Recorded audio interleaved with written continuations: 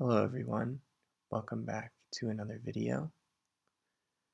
Today we are back outside and we are at our first wildlife sanctuary that we'll be visiting on this channel. This place is called Broadmoor Wildlife Sanctuary. It's located in Natick, Massachusetts. And as you can see here, we're already starting off with a really picturesque scene, some changing trees in the distance, along this really long boardwalk that is built over the marsh over here. And Broadmoor is, well, it's a fairly large place. It's a lot larger than the place we went to last time on one of our trail walks, significantly larger than that. And we're going to just be checking it out. There's a lot of different things here. Here you can see me zooming in on a log. There were a line of turtles on that log, but I unfortunately spooked them when I was going along the boardwalk and they all dove into the water before I could zoom in. Now, a little bit about Broadmoor. Uh, it, I would say it's not too far away from downtown Natick, probably about 5 minutes away from downtown Natick. And it's a place I've been to. This would be the third time I've been here. I went in the winter for the first time, where it looked completely different than it does right now. And I also went in the late summer before coming here again, here at the start of October. And as you can see here, the trees are really starting to change in the distance. The trees have really changed a lot here since my first video about a week ago. It's been very fast all of a sudden, and you're really starting to see lots and lots of color pretty much anywhere you go. So right here we're exiting the boardwalk and we're going on the blue trail, and you can see that blue dot on that tree over there. I will say something about Broadmoor that is very impressive is just how well maintained their trails are. I'll take another look out over here. They do a fantastic job with their trail maintenance here. And here's a hillside completely covered in ferns, which I thought was really nice. But yeah, their trail maintenance is, I would say, is an absolute A plus here. On the big trails, they put a bunch of gravel down, and it's very, very well defined. Some of the woods trails can be a little sketchy, but you'll always know where you're going, which is the great thing about this place. And as we're going along here, you can see the sunlight coming through the trees. It was a beautiful day. I went in around probably 10 in the morning, and it was beautiful. It was like mid-60s, not a cloud in the sky. It was a perfect day to go for a walk. And it's actually been pretty warm here the past few days. We actually got up into the 80s yesterday, which is very strange for October, but it's going to cool down again soon. We're picking up the boardwalk again here. This is the last stretch of boardwalk before we dip into the woods over there, and you can see the tree line. This is a nice view of the watershed through here in the marsh. One thing about Broadmoor is that the Charles River runs through here. If any of you guys are familiar with the Boston area, then you'll know that the Charles River flows, and that's a beautiful shot right there. The Charles River flows through the city of Boston. There's somebody there that I didn't expect. There were quite a few people on this trail. but the Charles River flows through Boston and empties into Boston Harbor. And this is one of the places where you can find the Charles River where it's not in its city environment. So we're continuing through here, and we're just continuing to pan over to the sides here. This is one of the most picturesque parts of the trail, and it hits you kind of straight away. So it gives you a very, very good feel to the trail right away. And the boardwalk kind of divulges into this rocky cove over here. You have to kind of watch your footing because there's a lot of slippery rocks as well as tree roots. Here I am looking down here. I found a really red leaf. We've seen a lot of more of those lately.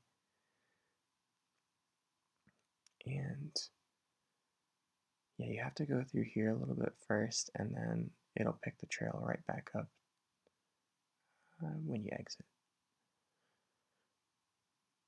I'm curious how much money they spent on this boardwalk because it's fairly large.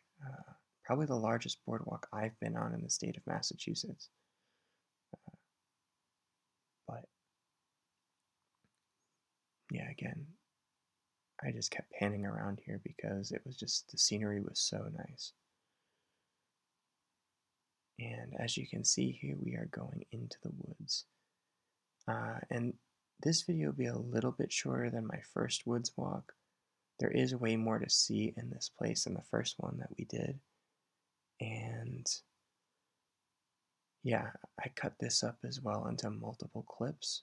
So hopefully it's a little bit more watchable and less kind of one-toned, which is kind of what I saw a little bit on that first video. So as you can see here, we are starting to kind of go into the woods trail. And here there's a trio of trails. You can either go left, right, or up the center. And we decided to go up the center here.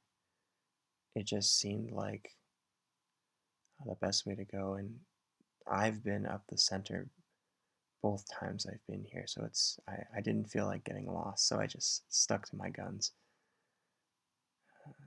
And now the marsh area has been replaced by these really large trees, well, really large for here. And we're back in the woods, and yeah, the trail again is very, very well maintained. The signs here are fantastic as well. They tell you exactly where you're going, and it's actually quite difficult to get lost here because there's actually a decent amount of people. I know you can't really see that right now, but trust me, there were a good amount of people here, and yeah, the signage is just so good. There's probably a lot of signage at every trail intersection, as well as maps as well that they sell at. Well, they don't sell; they actually give you the maps at the visitor center, which is a very beautiful visitor center as well.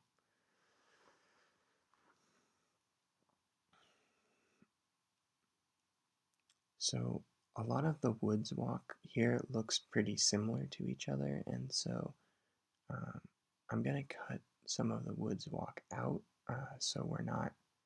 There's another one of the signs right there. So we're not constantly looking at trees for 30 minutes straight.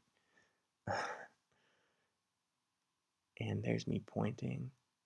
To the left, you can kind of see an open field that is one of two open fields here. The other one you'll see a bit later. But this one is a bit smaller and kind of just comes out of the woods right here. And right now, I'm making my way towards the Blueberry Hill Swamp, which um, unsurprisingly is a wetland. There's a shot of the open field there. Unsurprisingly, it's a swamp and it's pretty wet. And since we've had a lot of rain, the water actually got pretty decently high there. So There was a lot of sloshing sounds that I cut out because it was a bit too loud, and I didn't think me sloshing through water would be very relaxing. So we've skipped ahead a little bit here, and we're at the beginning of the Blueberry Hill Swamp. As you can see, the trail is getting a little bit more, I wouldn't say overgrown, but congested with vegetation, and the trail is a bit narrower because there's more water on both sides. There's a bit less land here. Uh, but yeah, as I said, we're entering the swamp area. We are still on the blue trail, and panning over here is a really nice shot of some really red trees against the foreground of those green trees. It really stands out. Uh, and in this part of here's a quick look at the swamp over here. This is the beginning of the swamp, as I said, and water kind of eventually surrounds you on all sides. And due to the fact that we've had a lot of rain, there's quite a bit of water here as we get further in. But I'm going to kind of skip a little bit because the swamp trail looks very similar throughout, and I'm going to cut ahead to when we get out of the swamp, which will be a little bit further down the road here. Here we are coming out of the swamp and approaching the edge of the woods. And as you can see, looking forward, there's this big patch of light and open space. Personally, this is my favorite part of the trail that we're approaching now. This is one of the two fields. You saw that first one a little bit earlier in the video. And this one is, I would call the big one. This is a massive empty space. Not really empty, just devoid of trees. But there are a lot of different bird boxes around here, as well as a lot of low-lying vegetation. And I don't know exactly what caused this open field, whether there was a fire, a controlled burn, or they just decided there just happened to be an opening in the forest. But it's here, and it really offers something different after you've been walking through the woods for quite some time. It kind of comes up on you and kind of smacks you in the face a little bit. But as you can see, the trail continues kind of through the woods here. There's a little bit of a tree overhang along the edge of the woods. And to get to this field, I had to go from the blue trail and hook up onto the yellow trail, which is a little bit less well defined as the blue trail, but it's still pretty decent. And as we keep going here, I'm motioning with my hand. I don't really know what I'm motioning here, but we're going to continue. We're going to stop here and then continue a little bit further down. Me being the social butterfly that I am, I spent about 5 minutes talking to this woman that I ran into on the trail. So we're picking it back up a little bit further down the line here. And as you can see, I'm panning over a little bit to kind of see the surrounding area. And as we keep going here, you'll notice on the side here, as I'm pointing to, again, another stone wall. And if you remember from our first video, we had the same thing that popped up. This used to be farmland. And here's a look at the meadow and the surrounding area. It's really nice. I don't really think the camera can do it justice. When you're there in person, it's really awesome to see. And the stone wall that I was just talking about extends all the way down, way past where we are right now. And kind of ends when we go back into the forest. So this was a very big plot of farmland at one point. And what I loved here is that the trail was covered in fallen leaves.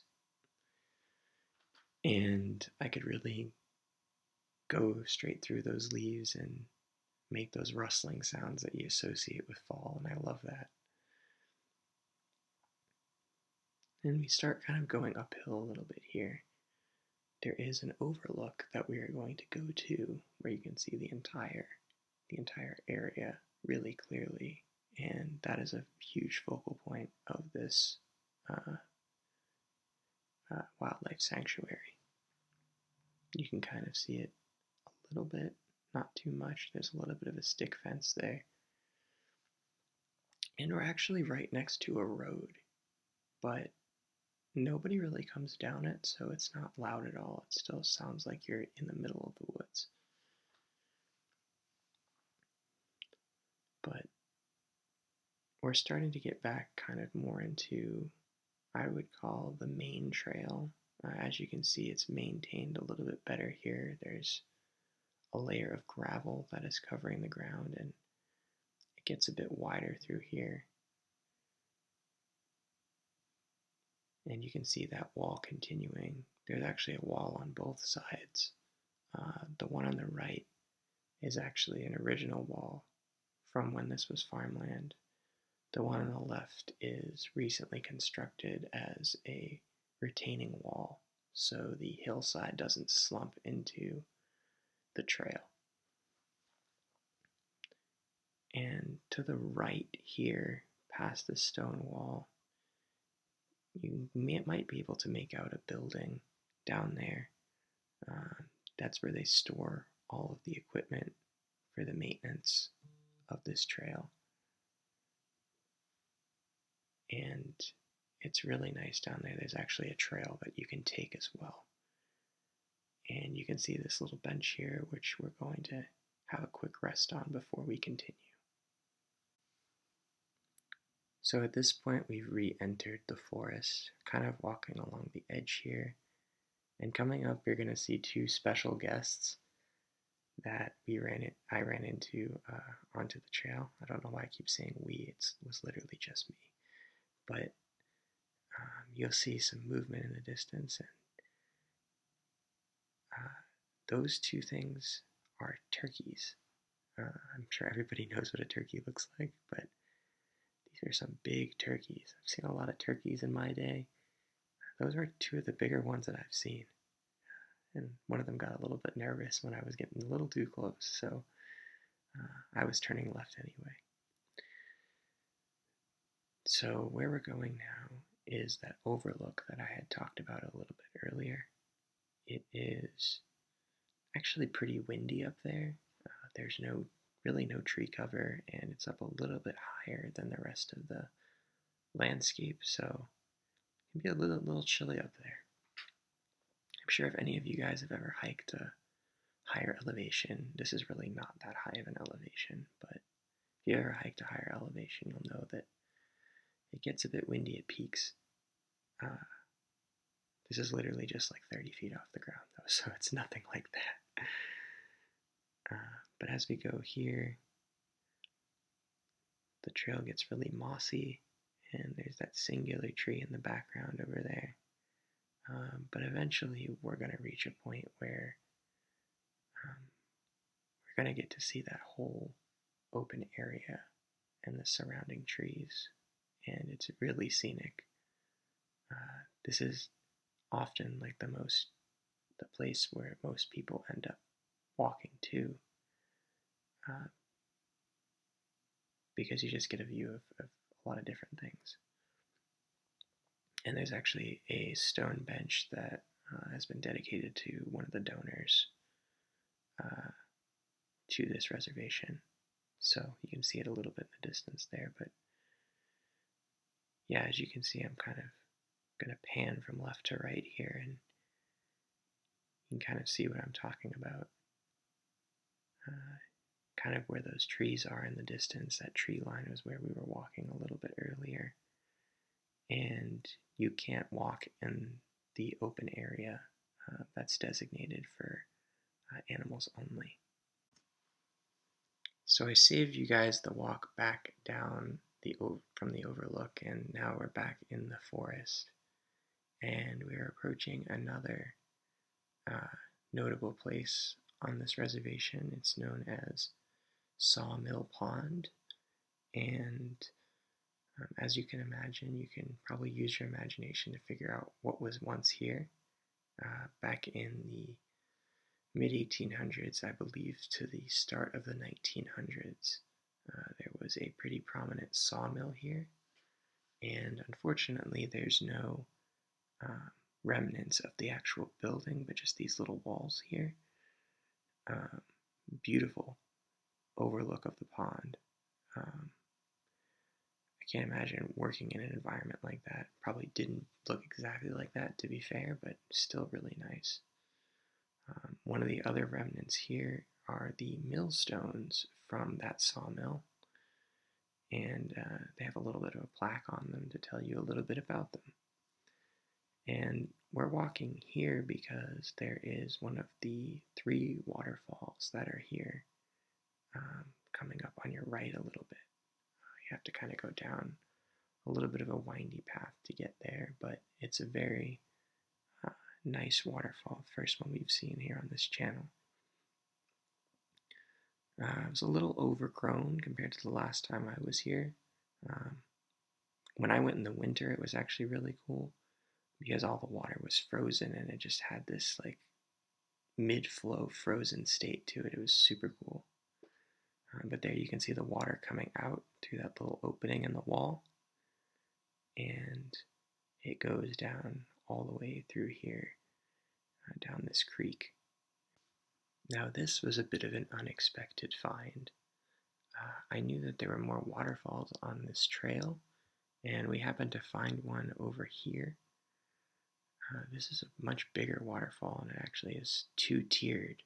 You can't see the first tier in the distance, but it's a bigger waterfall than the one we just saw.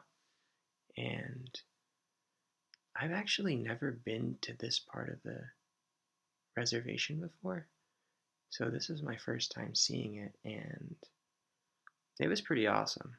I'm not gonna lie. So right now I'm just walking towards that waterfall. There's a couple trails that lead to it, and you can both view it kind of more from a distance and kind of up close as well. We're kind of going to go for more of the distance one, just so we can get a look at the whole thing. And this is a little look back over at the mill pond. I pointed over there because I saw some turtles who just didn't want to get in this video. That's okay. And there's this little rocky outcrop again with some trees that leads right to the waterfall. And you can see it right there.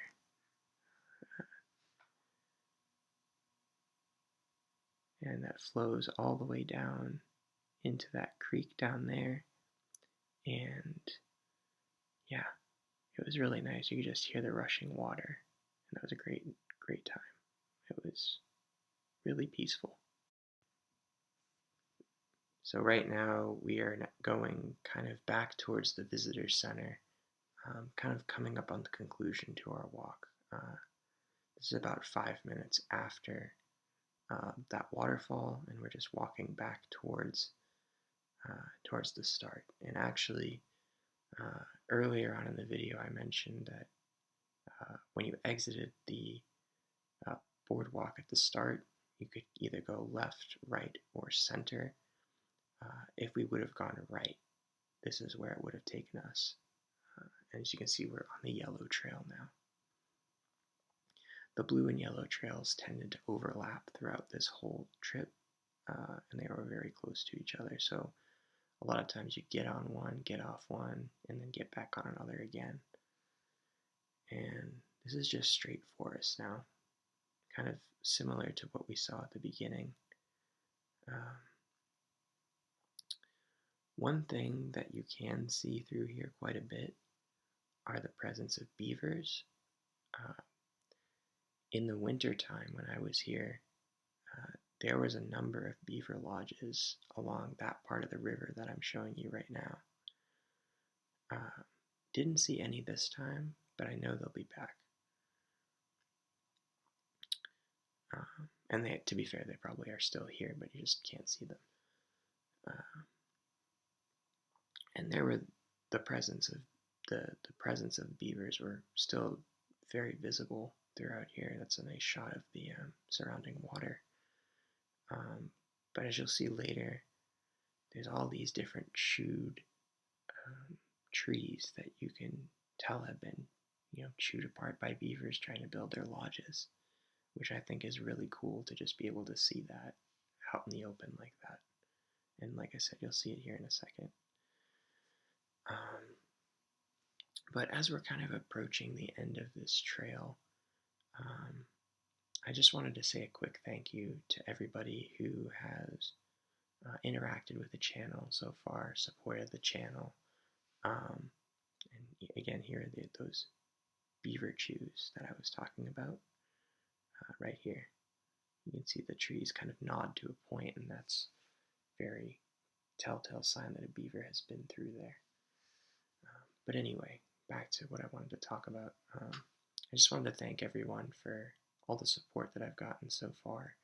Um, I looked back at one of my videos and it's got like over 50 views now, and I did not see that coming, so I really appreciate um, everybody checking that out. And when I started this, I wasn't sure that anybody would even want to watch these videos, but I actually have some subscribers now, and one of my new subscribers left a really nice comment on my last video that was very encouraging, and I just wanted to say thank you for that. I really appreciate it.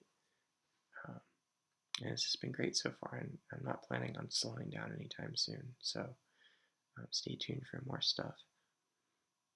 Um, and again, we're walking a little bit through here, and I'm pointing again, if anybody's wondering. My background is Italian, so it makes sense that I'm using my hands a lot. But yeah, this is pretty much exactly what it looks like at the beginning. I just wanted to say that for future videos, for the next video, I'm planning something a little bit more low-key. I'm not going to be going out to a trail or anything, because on the upcoming weekend, I'm going to be spending 2 days out in western Massachusetts. I think, as I have mentioned in the past 2 videos, and I'm going to be staying very close to the Massachusetts-New York border, and going to be filming out there, and I'm very excited to do that because there is a lot of stuff out there that I would love to show you guys, especially this time of the year. And yeah, so I think coming towards the end here, we're just gonna wrap it up. I hope you guys are doing well, and I hope that things are going well for you guys, and you're hanging in there on your day to day, and keep going. And yeah, anyway, this was ASMR Travels. Again, my name is John, and thank you so much for watching, and I'll see you again in the next video.